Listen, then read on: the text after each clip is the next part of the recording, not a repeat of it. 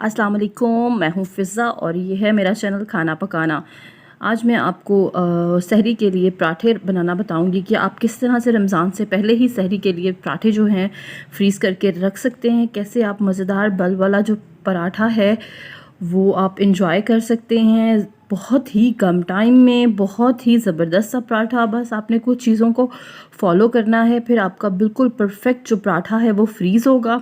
लेकिन उससे पहले अगर आप पहली दफ़ा मेरे चैनल पर आए हैं तो इसे सब्सक्राइब करके घंटी को ज़रूर प्रेस कर दीजिएगा। घंटी को प्रेस नहीं करेंगे तो आपको मेरी वीडियो का नोटिफिकेशन कभी नहीं मिलेगा, सो घंटी को ज़रूर प्रेस कीजिएगा। सबसे पहले 3 पाव मैंने गंदम का आटा लिया है, ये 3 पाव डाल दिया है और अब इसमें 1 पाव मैदा डालूँगी मैं। मैदा इसलिए डालना ज़रूरी है ताकि फ्रीज़ होने के बाद जो आटा है वो पानी पानी ना बन जाए। नमक हस्ब ज़ायक़ा इसमें डालें, थोड़ा सा घी डालना है। जब मैदे को आप गंदम के साथ डालेंगे तो आपका जो पराठा है वो टूटेगा नहीं फ्रीज़ होने के बाद भी।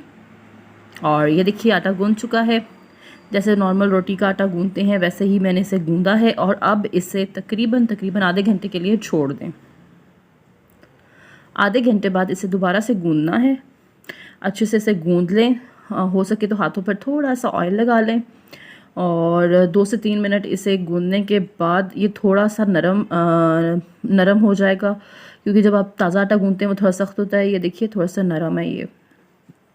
तो अब आते हैं, पेड़ा मैंने बनाया है और इसको जितना बड़ा हो सके उतना बड़ा आपने कर लेना है।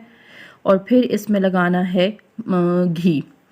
ऑयल नहीं लगाना, घी लगाइएगा और सारी रोटी पर अच्छे से घी लगा देना है। अगर इसे फुल बड़ी करके लगाएंगे तो पराठा अच्छा बनेगा।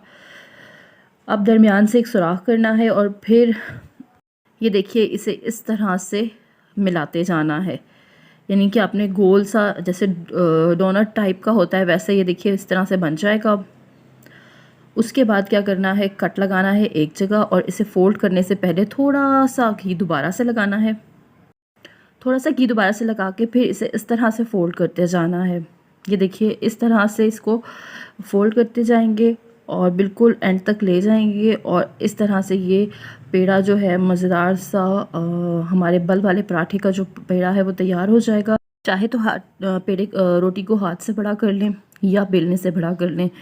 मकसद ये कि आपने खुश्क आटा नहीं इसमें यूज़ करना, बिल्कुल भी नहीं करना। हल्का सा ज़रा सा ऊपर स्प्रिंकल कर सकते हैं जैसे करते हैं, लेकिन इस पे खुश्क आटा ना लगाओ, वरना जो पराठा फ्रीज़ करना है तो ये ख़राब हो जाएगा।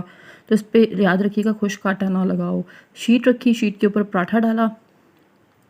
अब यहाँ पर भी आपको थोड़ी सी ज़रूरत है समझने की।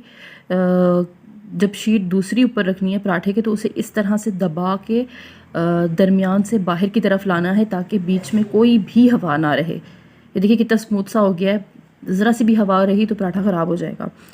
फिर उसके ऊपर दूसरा पराठा रखा और फिर दोबारा उसके ऊपर शीट रखनी है। फिर दोबारा उसी शीट को वैसे ही दबा के दरमियान से साइड पर लेकर जाना है ताकि कोई भी हवा जो अंदर एयर बबल हो वो सब निकल जाए। ये देखिए स्मूथ सा हो जाए। ये पराठे को आपको देर तक ठीक रखेगा, नहीं तो जब बर्फ़ जमती है तो वो अंदर तक जम जाती है और वो पराठे को ख़राब कर देती है। तो सारे पराठे मैंने तकरीबन 8 से 10 पराठे इसी तरह से सेव कर लिए हैं। और अब सहरी में जब भी आप का दिल ना करे कुछ बनाने का, जल्दी से ये पराठे निकालें, इन्हें तलें और अपनी सहरी जो है वो एंजॉय करें।